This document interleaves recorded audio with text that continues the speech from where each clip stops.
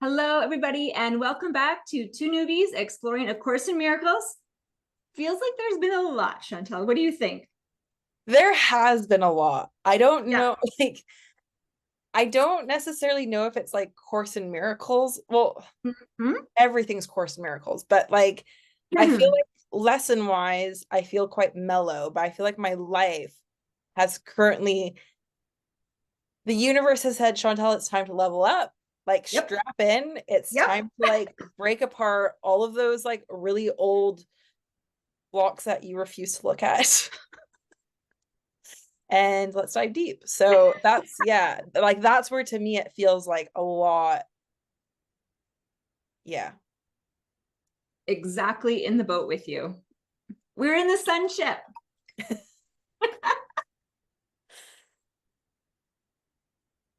So, where like lessons in the last couple of weeks, what Right. has sort of tweaked you? So okay, I'm a wee bit behind. Totally. But I'm still loving the fact that we're still getting those little like refreshers. Yes. So I'm really enjoying that. I'm a bit sad that that's all basically coming at the end, and that's like it's been so consistent and it's been lovely. I just wish that they did this more throughout the year. Yeah. Um, And I wonder, because you and I plan to not podcast A Course in Miracles starting the new year, but still continuing on with the lesson, like getting back into the lessons again. And I just wonder if we'll see that if we'll see review, if we'll recognize it, like because we will be reviewing. yeah. Like what feel like the second time around? We don't know yet. Yeah, I'm quite curious with that. Yeah. Because what I have noticed is every once in a while, it's not very often. I think it's happened to me maybe like 2 to 3 times the whole year, Yeah. where I'll get a desire where I'm like, I kind of need a past lesson. And I don't know what it is. And I do my favorite where I just open to a random page. Yeah. And it tends to be one of like the more beginning, slightly shorter ones, Mm-hmm. thankfully, so far.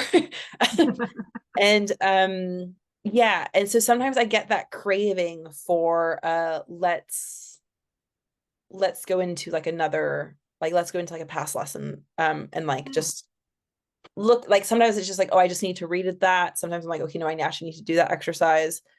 um so I am curious to what, yeah, I'm very curious to what next year is going to be like. Also, you and I have both talked about this, how like I am ready to start doing other things.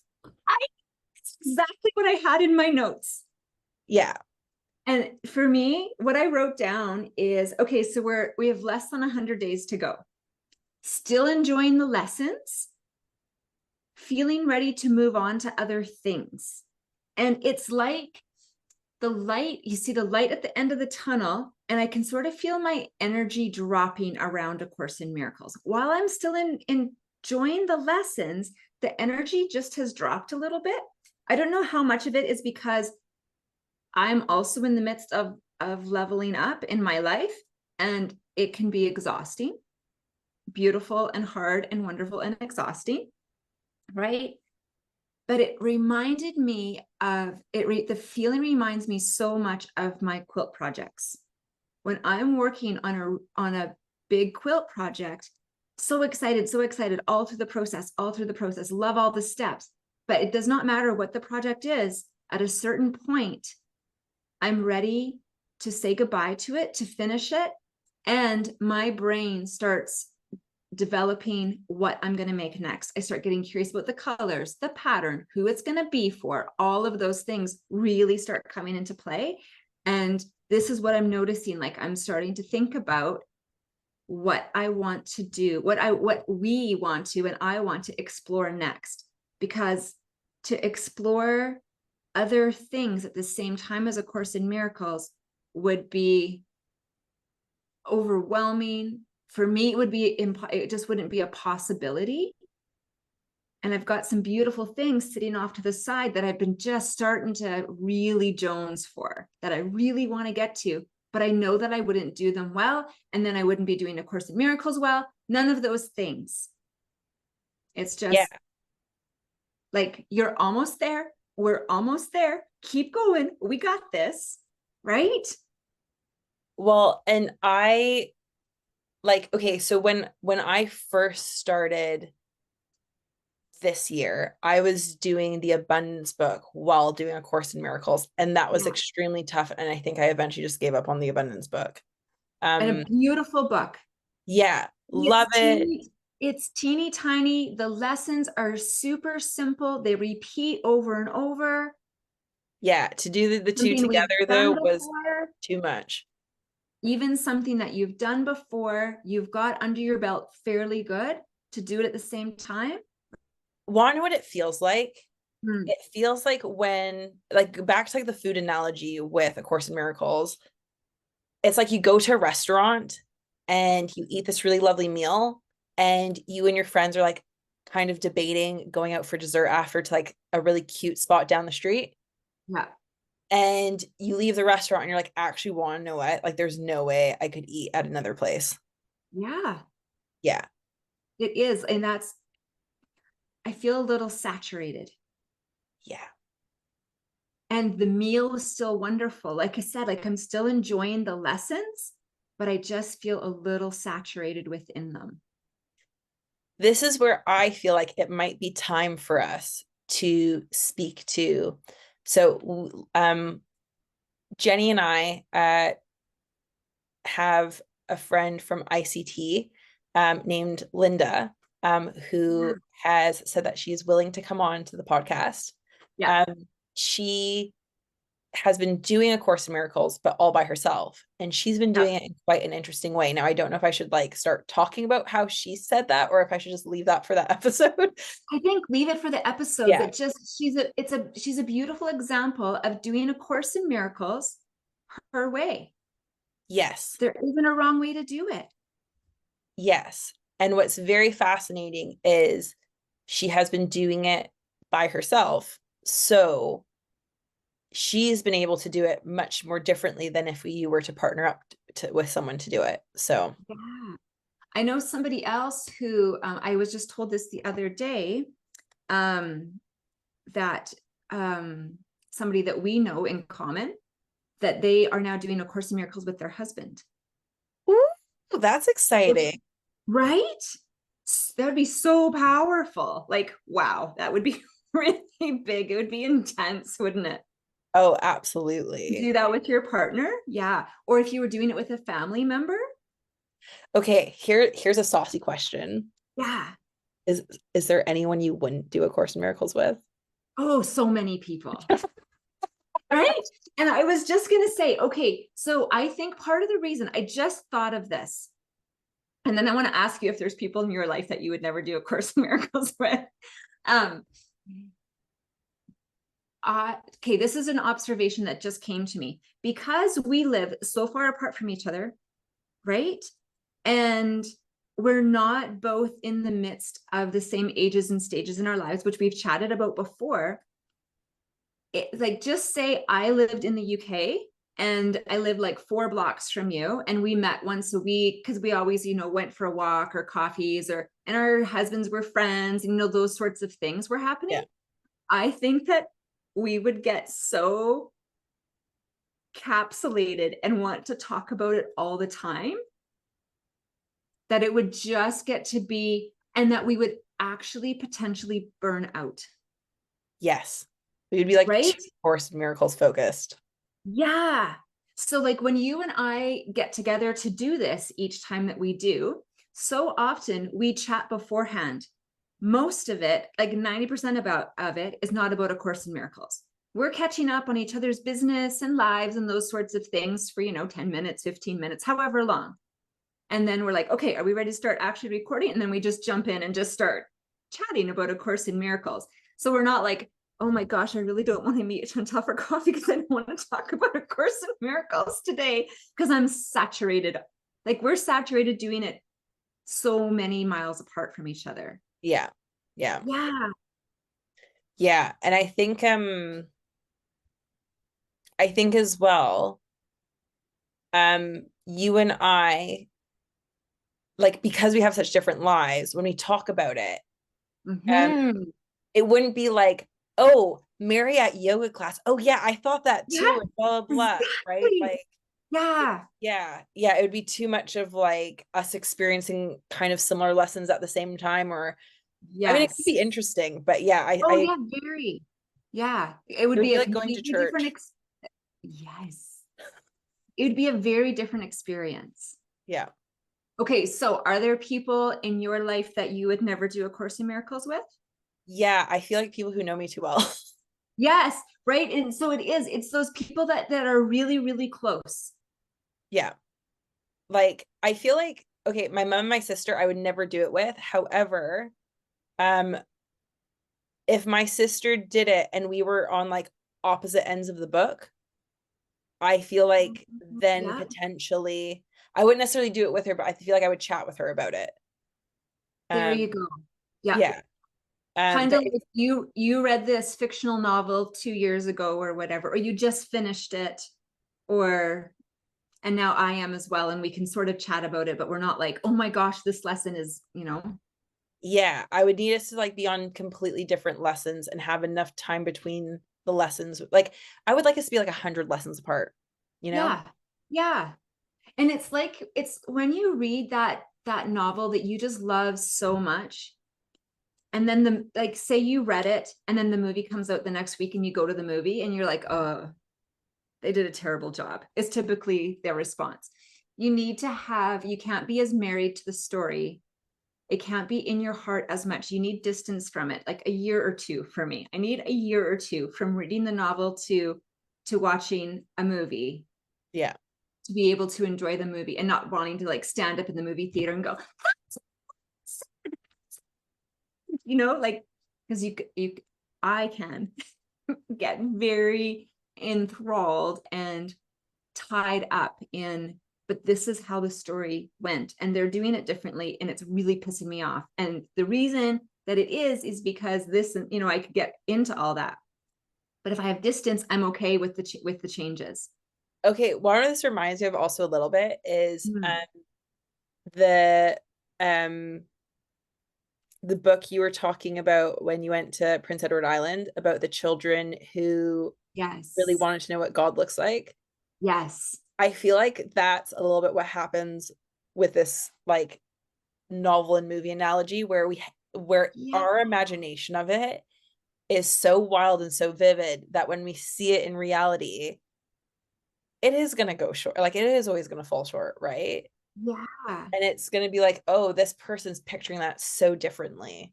So differently.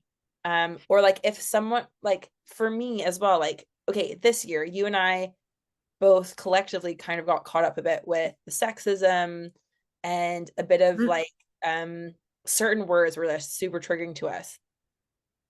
I feel like if that wasn't triggering to someone else, that would trigger me. But Yeah. if there was Yeah. enough distance, then that would like that would have Would softened where it soften it. wouldn't, like, I probably wouldn't even remember to be triggered by it. Yes. Or Or hopefully would have just been healed by that. yes. Or that, say you're doing it with your sister and you're 100 lessons apart and she's not being triggered and you're like, well, I'm not really anymore either. And or just the thought of, well, she's not yet, but maybe she will. Or oh, it's okay that she's not at all. Like I agree. Just Yeah. that's separate. And it's those people that are super, super close to us that and so interesting. I hope that I get to hear a little bit more about this person that we know in common who's doing A Course in Miracles with their husband. Yes. I mean, maybe as a couple they'd want to come on, potentially. Ooh. Or even if one of them wants to come on, and then they can talk to Yeah. the other. Just kidding.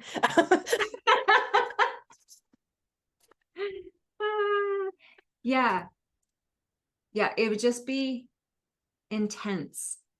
Do you know what it makes me think of? It makes me think of like when a couple is getting ready to buy a house, have a baby, get a pet, go on vacation, renovate those big things. This And is that's an unemotional renovation. This is like the IKEA furniture yes. test.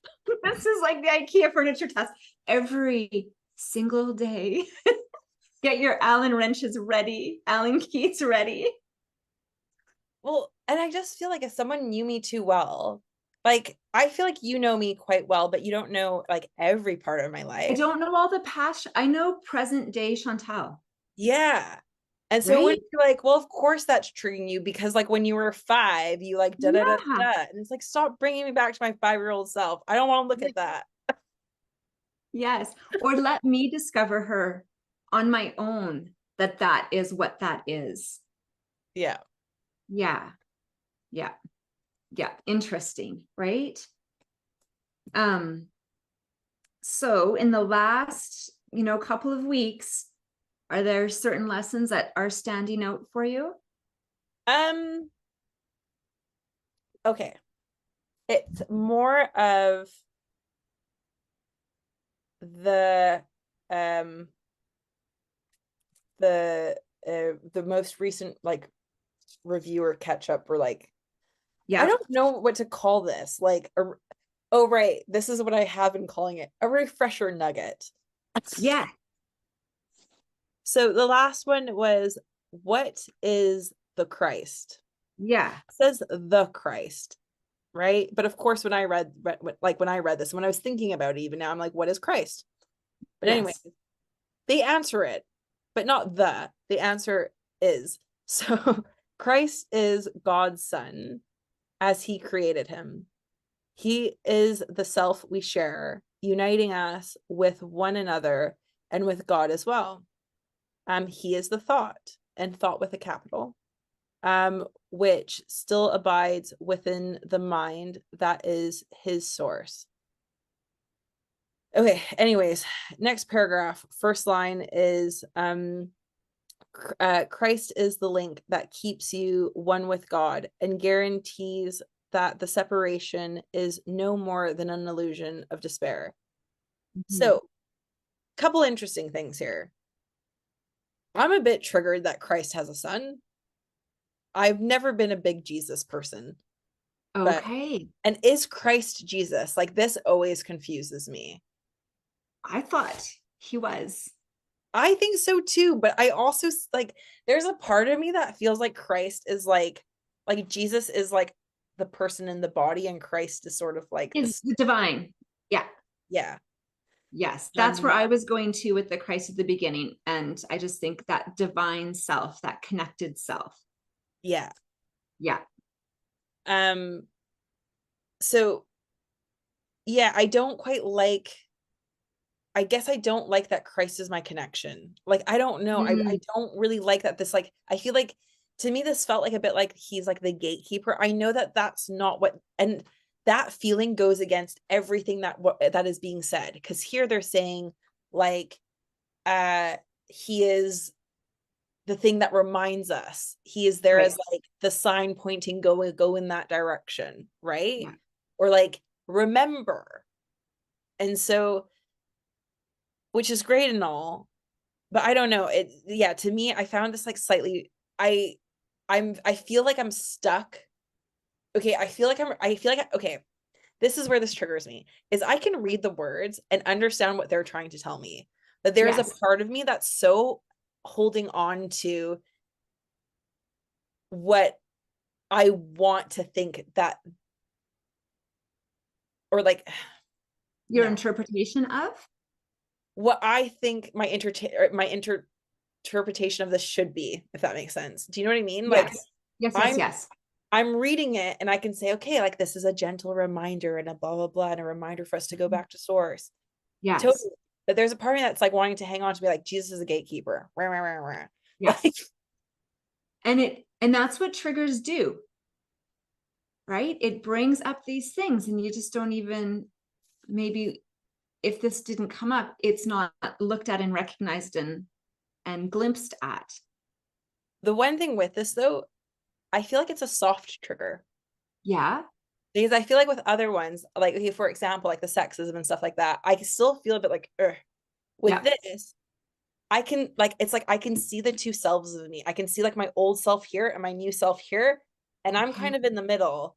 And I can be like, I can feel myself turning into the new self, Yeah, and I can feel myself saying goodbye to the old self, but I can see the two, and I kind of can hop between the both of them in this situation. sure. I can And- sit in the new self, and I can also hop back to the old self because that's more comfortable. right. And when you hop into the old self, are you also then holding on to your oh, what was the word that I was going to have? Judgments.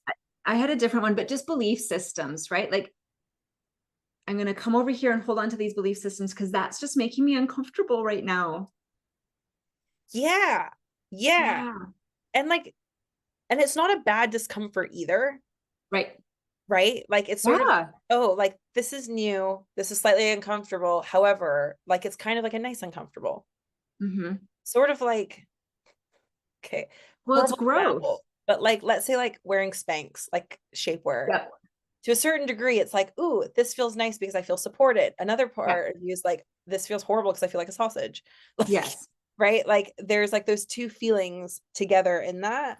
Yeah. So yeah, it's sort of like a, I feel more like the supported, uncomfortable, not the stuffed sausage. Good. Spanx and A Course in Miracles come together.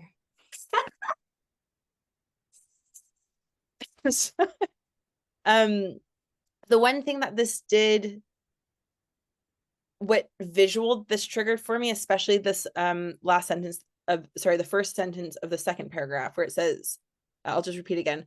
Yes. Christ is the link that keeps you one with God and guarantees that separation is no more than an illusion of despair. The word despair here, very much, I see like the minute you walk into most church, well, I don't know if it's most churches, but let's say Catholic churches, you're Mhm. confronted with like Jesus on the crucifix. Yes. And to me, that's like very like, that's when they said despair, or like the illusion of despair. It's like, oh, so like every time I go see like a cool church here, that's going to slap me in the face with it. And Mhm. it's like, this is the illusion. Yeah. I don't know if like I don't, this isn't even a fully formed thought in all honesty, but that's what like, You're that's, exploring it. yeah. Yeah. You're exploring the thought and the feeling, which is what we're here to do, right? Yeah. We are not pretending to be experts because we're just not. um, Yeah. what about you? Like, did this refresher nugget do anything for you, or are there any lessons that stood You out know to what? you? The lessons with it within this section, I've got a few that really stood out. Lesson 262. Let me just see. I don't know if I changed the words to it or not.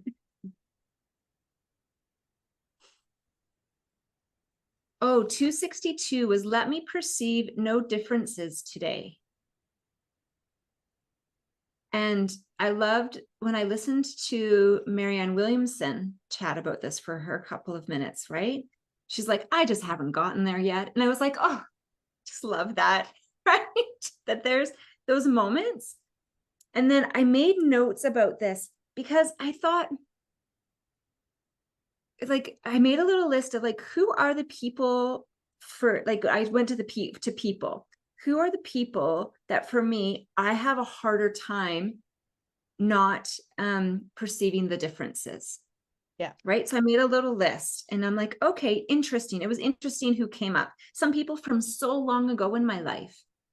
So that was really interesting. And then I started journaling about, but what about appreciating differences? We don't want to all be the same. And then I started thinking, so what's a different, what is another word for difference that maybe feels better? And I came up, I did a little bit of looking and stuff, and it was diverse, like to appreciate the diversity in one another. Mm-hmm. Right? Because when you hear somebody say, oh yeah, so-and-so down the street, they're really different, it is not a compliment. Yeah. Right? But so-and-so down the street has really diverse interests. Yeah. It sounds so different. And I love hearing and learning from other people the diversity that we all have. Like, I love hearing people talk about how their family celebrates things. Yeah. whether it's celebrations that our family also does, or if they're from a completely different culture, celebrations that they have and Yeah. how they do that. And I really enjoy that. And so then is it just, do we go back to that broader, like in the realm of celebrations? Then I went back to do I just go back to the broader of appreciating we all celebrate? And then the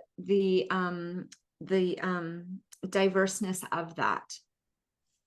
Right. So the oneness is celebration. Yeah. Diverseness is okay. So wondering what this, like, visually as you're speaking, what I'm seeing Yeah. is like source energy. So like, like back to like, grade school science experiment, that pure white light going through a diffractor, Yeah. I uh think, or refractor, and separating the white light into like different frequencies, right? And yes. get like from red to purples, everything. And that sort of like, when you see that, it's like, ooh, look at the rainbow, it's so pretty, right? And it's so pretty because we can see all these differences in it. Meanwhile, Yeah. white light, I'm sorry, like white light's boring. Right? It just is. So, but this is where it's like, look how powerful celebration is. And then Yes. it's the diversity is what makes it really, really beautiful. Really, really And to know beautiful. that that came from source energy, which we all came from. So we're all capable of that, to jump from red to blue to purple to whatever, Yes. right? But yeah, it just feels like, yeah, it's like, almost like a fan that like opens and closes. Yeah. Oh, I love the visual of the light Yeah. and it doing its thing, right? I don't have the science terms for it, but the diversity within that light. I love that visual. Thank you for that. Thank you. So I really enjoyed exploring that lesson. I really did. It was a lot of fun. It was a lot of fun. So that was lesson 2. I wrote down, well, I think I wrote them down wrong on my original notes. So that was 262. 265 also was 265 is creating gentleness is all I see. Creation's gentleness is all I see. And that whole, I create what I will see. So being really intentional with that. Just like create the peace and then take that with you. And what it made me think of is how you and I've chatted about this before, that right from the very beginning of our journey together, which is actually ICT, not A Course in Miracles, really incorporating what we're learning right into our lives. Yeah.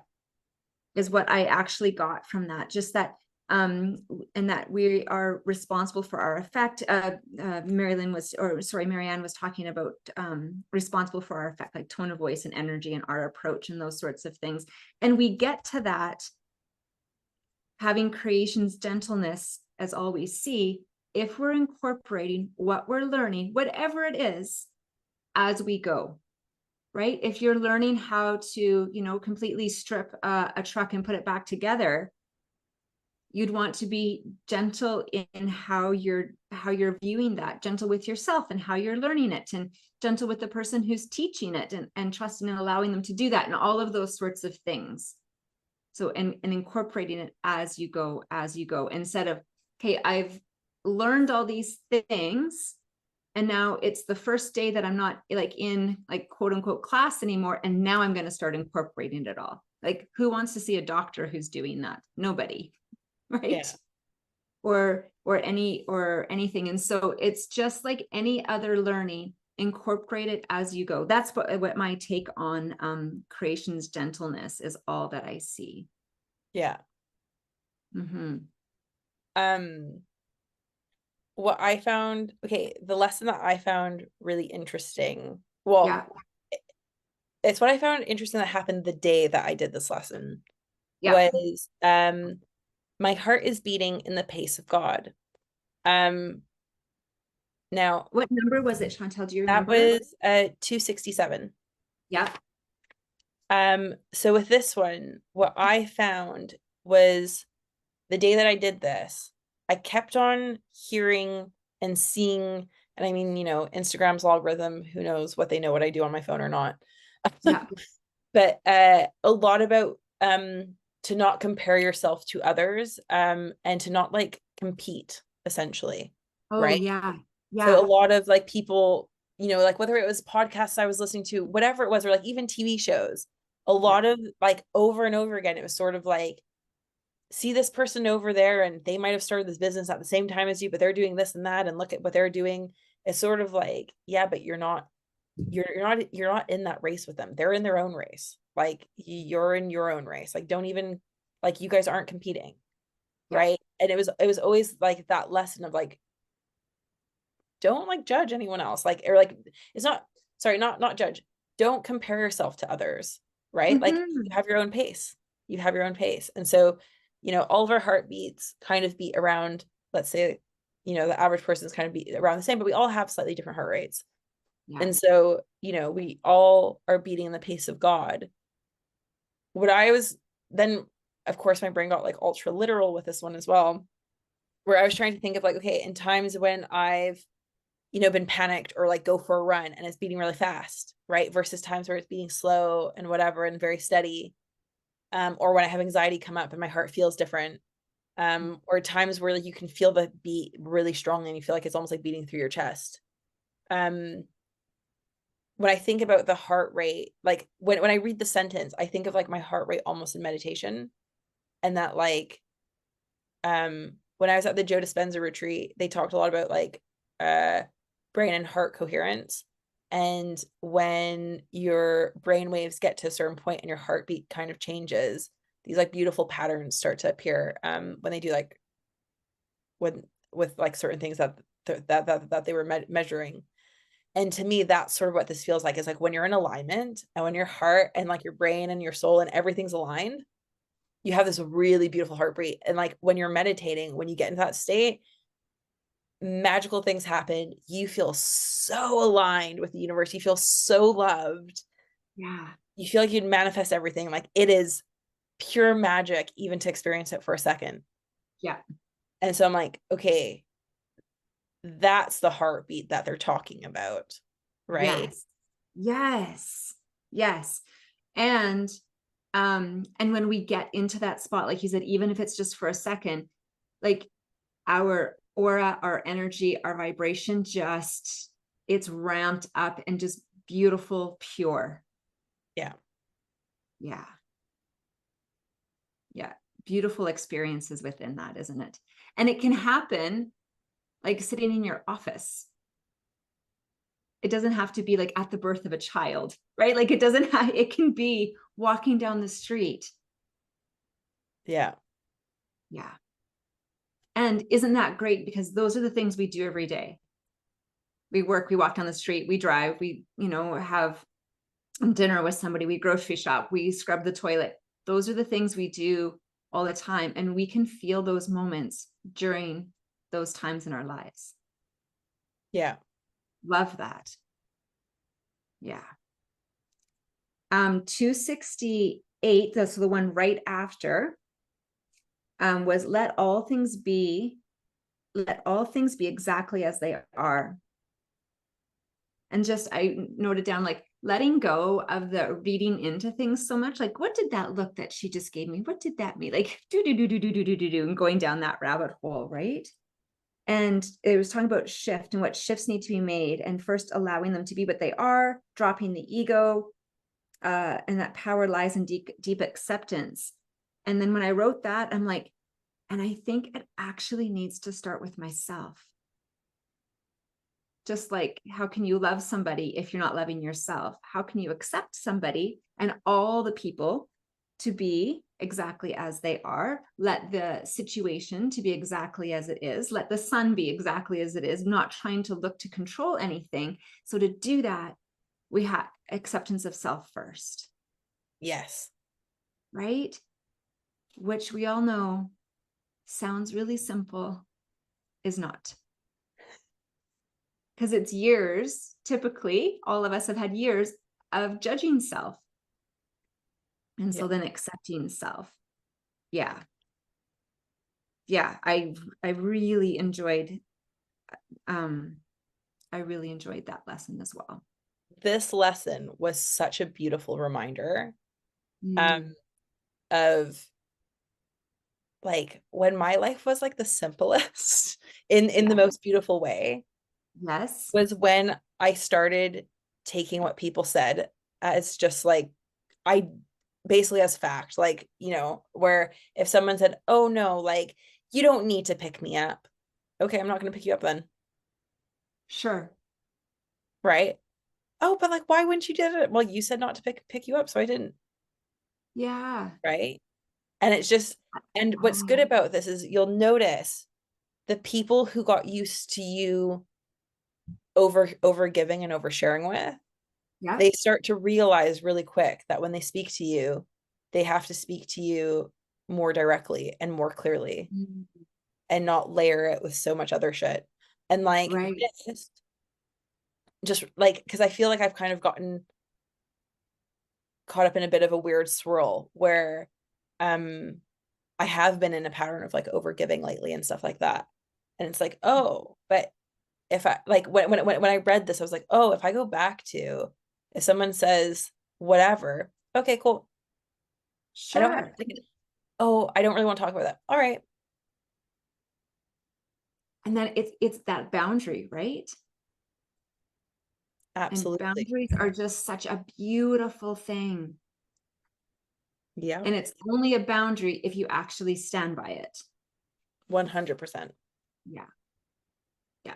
And it's also only a boundary if you actually have power within it. I had chatted about this. I don't remember where. Oh, it was in my Rise Up group, and just talking about the difference between a wish and a boundary. Oh, love this. Yeah. Right. And so if it is, oh, I wish people wouldn't phone during the dinner hour. You can't, you have no power there. But you can make the boundary. I don't pick up the phone during the dinner hour. Yeah. I don't respond to text messages, emails, nothing. And so what do? You turn off your phone or you put your phone in the other room. That is a boundary that you have power within to actually stand by. Because you can't tell the whole world, don't message me during dinner. We have You can no try, control. but it's just a wish then. We have no control over other people's actions, but we only Yeah, have control over ours. that's right. And I think you and I would both use the word control really loosely, like, because we're not looking to control either, right? It's that, yeah, but we don't. And when it comes down to it, would you want that? No. Like Gosh, that would, right? Gosh, that would be so heavy and burdensome. I have a person in my life who really believes boundaries is them controlling others. And Oh, it is the most frustrating thing to be around because whenever you're with this person, it feels like you have to follow like 1,010 rules and you don't even, it's almost like I don't even want to really connect with this person because it's like, I don't even like, and the rules change all the time. And it's just like, yeah. I Yep. can't keep up with this. Right. And they're really, really frustrated. But what they like, again, this is back to like, let's say like the phone thing. I wish people wouldn't call me after 4 o'clock. Then put your phone on do not disturb after 4 o'clock. 4 o'clock. Like, The message right. is really clear then.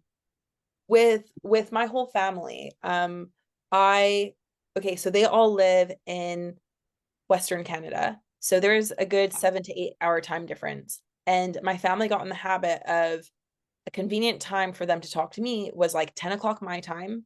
And so I would be on the phone from like 10 o'clock to midnight Right. so often. I am not a night owl at all. I would like to go to bed at 10. Yeah. And so over the pandemic, I was like, I've done this for almost 10 years now. Why am I still doing this? Yeah. And I was like, okay, didn't tell a single soul. just put like Mhm. programmed my phone to automatically go on do not disturb at 9 o'clock. If someone called me at 8:59, I would pick up. But if it was a 9:00, not gonna pick up. Yes. And that's what I love about boundaries like that is you don't have to have a family discussion. You do not have to send out messages saying this is what I'm doing. None of those things. You just set the boundary because it's a boundary within yourself of not picking up the phone, of turning it on, like putting it to do not disturb, all of those things. It's a boundary within us. If I had a discussion about this with my family, it Yes. would have ended with a bit of an argument. Exactly. I didn't tell anyone. I Exactly. set the boundary.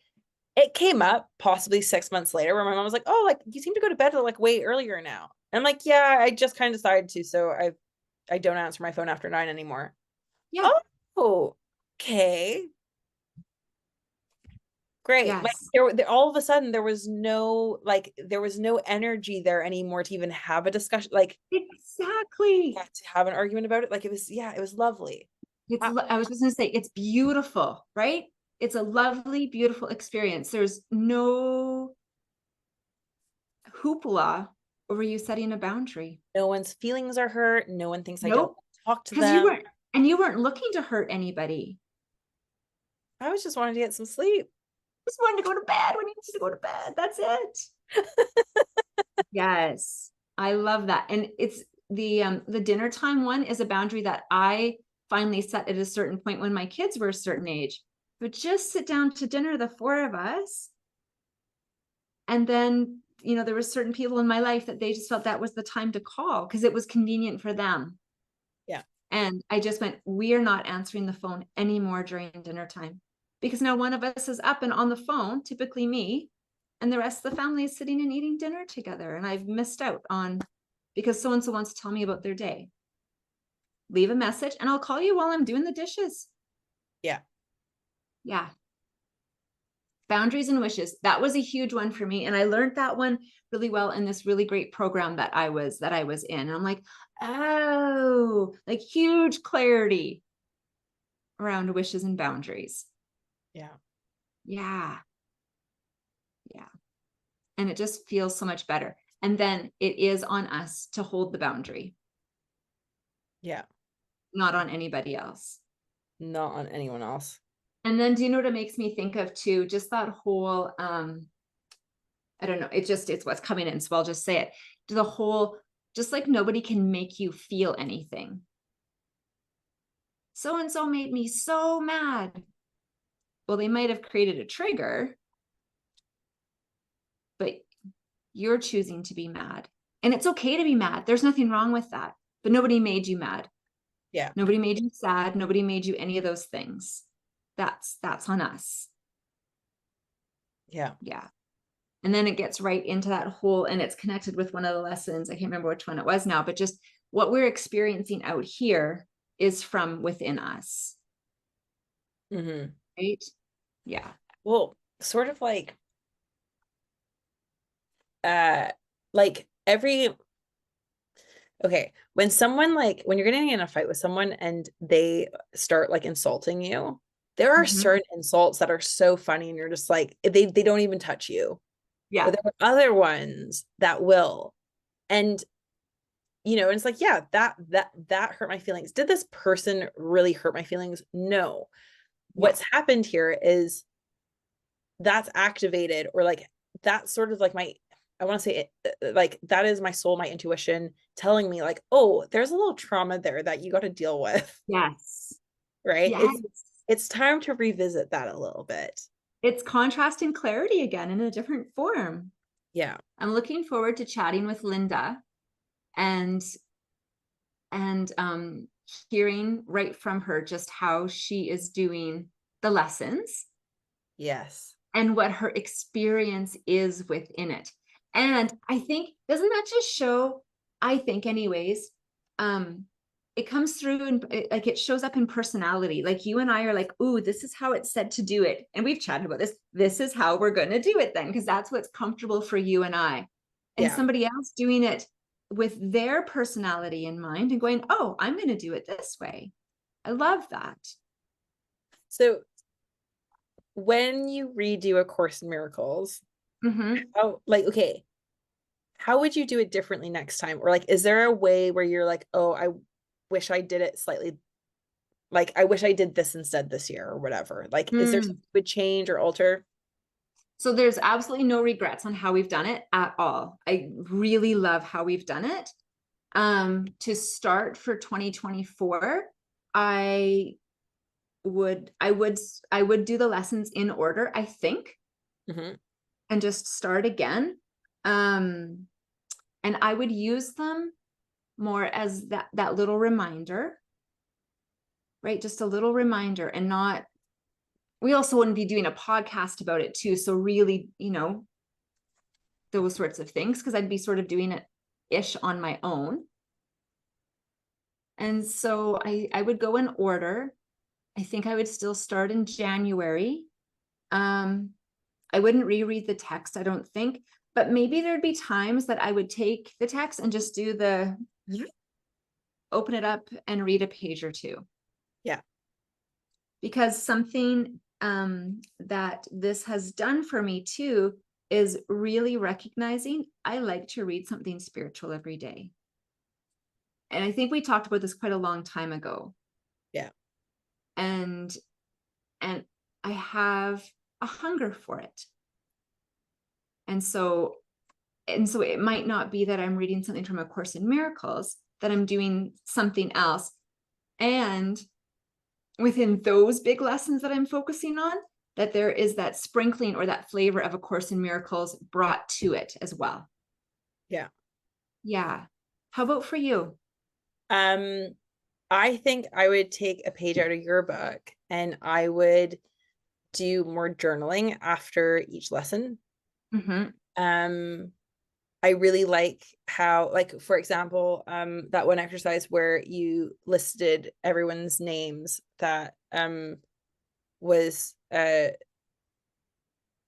bringing up like a bit of like anger, like judgment or whatever, right? Yeah. I'm like, oh, that actually would have been really nice to do it that way. So there are certain bits like that where I feel like I would be more studious, like, or that actually doesn't even feel like the right word, but it would be more have more writing involved with it. Yeah. And I think what I would do too is I wouldn't necessarily do, I would still go through the exercises, but I think like I would possibly stay on an exercise longer, or like, for example, if I felt the need to go back and do like exercise 30 or whatever, like if I had that like niggling inside of me to like go do another one, I wouldn't do today's exercise. I would go and do that one and then start today's exercise tomorrow. I love that. I would do a little bit more jumping around a bit. Yes, especially those ones where you're like, I just need more, like some of them feel quite smooth and like, ooh, I got this pretty good. So those ones where that feel quite smooth and I've got this pretty good, I know there's more room for growth, but this other one is really hard. It's really hard, or there's just a lot coming up with it. And I want to explore that more. I love that idea. That's a great idea. I would also skip a lot of the reviews. Yes, I am with you on that. I would probably skip the reviews, and that would give you time. Like if you wanted to complete it in a year, it allows you to do your reviews your own way, your own style. Yes. Right?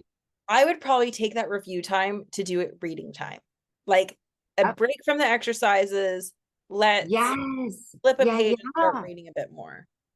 Yeah, that's a great idea too. See, there's so many ways, so many ways. There's no wrong way to do it.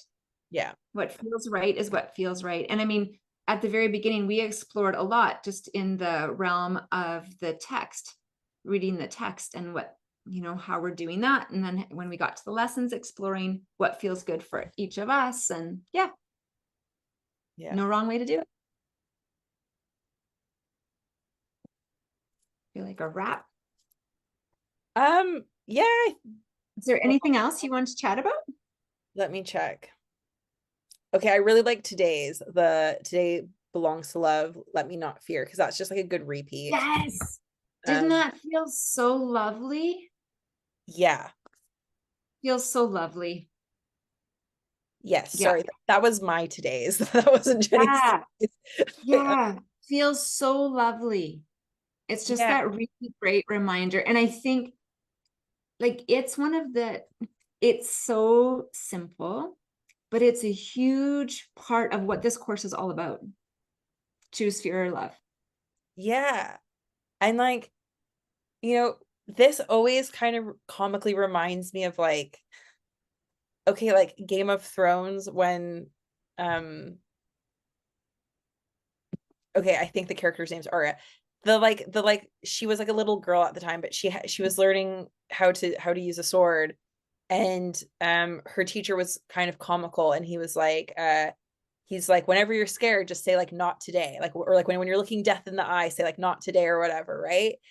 And so like that kind of like, when fear comes up, like not today, I'm going to choose love. Like, Yeah. right? Or Yeah. some people love to like, you see on social media a lot, like not today, Satan, or whatever. Like, yeah, Oh. like I'm not going to do fear today, I'm going to do love. Like I always see it slightly more comical. Yeah. um And there's and nothing wrong with that. and I feel like as I've been reading, this message has gotten lighter. I feel like at the beginning Mhm. it was like really deep, where I was like, oh, like, yeah, like, oh, like, and I really felt it, and I still really feel it, but I feel like I'm so comfortable with it now that I'm every time I read a lesson having to do with choosing love over fear, I always learn something from it, but I feel like there's a lightness to that lesson now. Yeah. Yeah. Yes. And when you were just saying the not today thing, right? It just reminds me too, there's things that I go to do. And if I'm scared, right? I've got that fear in there. And I just remind myself, I've done harder things than this. I've done harder things than this. And it's something that I tell my kids when they, they're amped up a little bit about something like, oh, you've done harder things than this, though, remember. So you're going to be able to do this. It's going to be okay. Yeah. Yeah. And there's nothing wrong with feeling fear. We want to feel that because we don't want to emotionally bypass anything. We just don't want it to take over. Yeah. We just, right? Because of course we're going to feel scared about things. That's part of the human experience. We just want to grow and learn from it and not let it take over our lives. That's all. Yeah. Yeah. Awesome. Awesome. Awesome. Excellent. Okay. Well, thank you everyone for joining us today. And we look forward to seeing you on the next episode. Woohoo! See you, everyone.